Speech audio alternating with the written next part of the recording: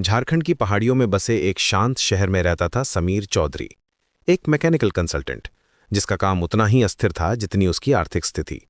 दिन भर छोटे मोटे प्रोजेक्ट्स की तलाश में भटकता रहता, कभी किसी फैक्ट्री में पुराने इक्विपमेंट की जांच, कभी किसी वेयरहाउस में मशीनरी की समस्या सुलझाना।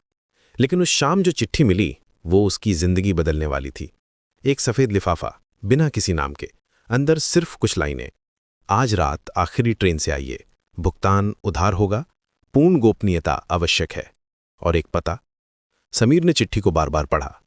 कौन था ये, क्यों उसे चुना? लेकिन जब पेमेंट का जिक्र था तो सवाल कम मायने रखते थे। उसके बैंक अकाउंट में सिर्फ कुछ हजार रुपए बचे थे। रात के अंधेरे में आखिरी ट्रेन की सीट पर बैठा समीर सोच रहा था कि कहीं कोई जाल तो नहीं। लेकिन जब स्टेशन पहुंचा तो एक आदमी उसका इंतजार कर रहा था। काला सूट, चुप्पी साधे हुए, बस इशारा किया और एक गाड़ी की तरफ बढ़ गया। समीर ने फॉलो किया। गाड़ी शहर से दूर जंगल के बीच एक बड़े इंडस्ट्रियल कॉम्प्लेक्स के सामने रुकी। रात के अंधेरे में वो जगह किसी भूतिया किले जैसी लग रही थी। भीतर की हवा बदल गई। धातु, तेल, नमी, एक अजीब सी गंध जो नाक में चुभ रही थी। समीर को लगा जैसे वो किसी दूसरी दुनिया में आ गया हो।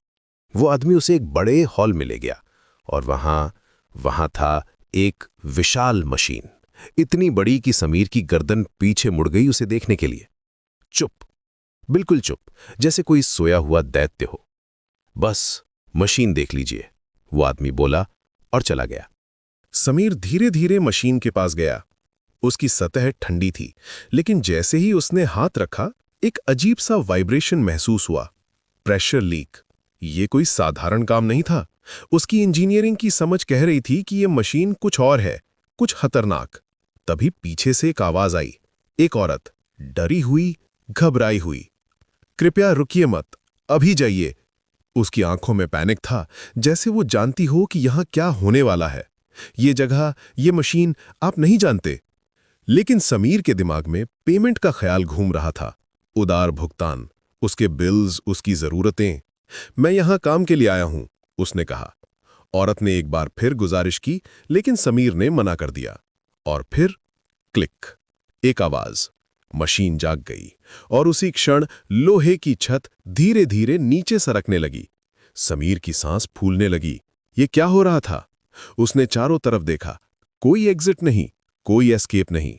तब जाकर समझ आया, ये काम नहीं, परीक्षा थी। एक ऐसी परीक्षा जिसमें शायद ही कोई पास करता हो। छत और नीचे आ रही थी और समीर खड़ा था, अकेला उस विशाल मशीन के सामने जो अब पूरी तरह जाग चुकी थी। क्या होगा समीर का? क्या है इस मशीन का राज? और कौन थे वो लोग जिन्होंने उसे यहां बुलाया था? ये सब सवाल अब उसके दिमाग में घूम रहे थे, जबकि ऊपर से लोहे की छत धीरे धीरे उसकी तरफ बढ़ती जा रही थी।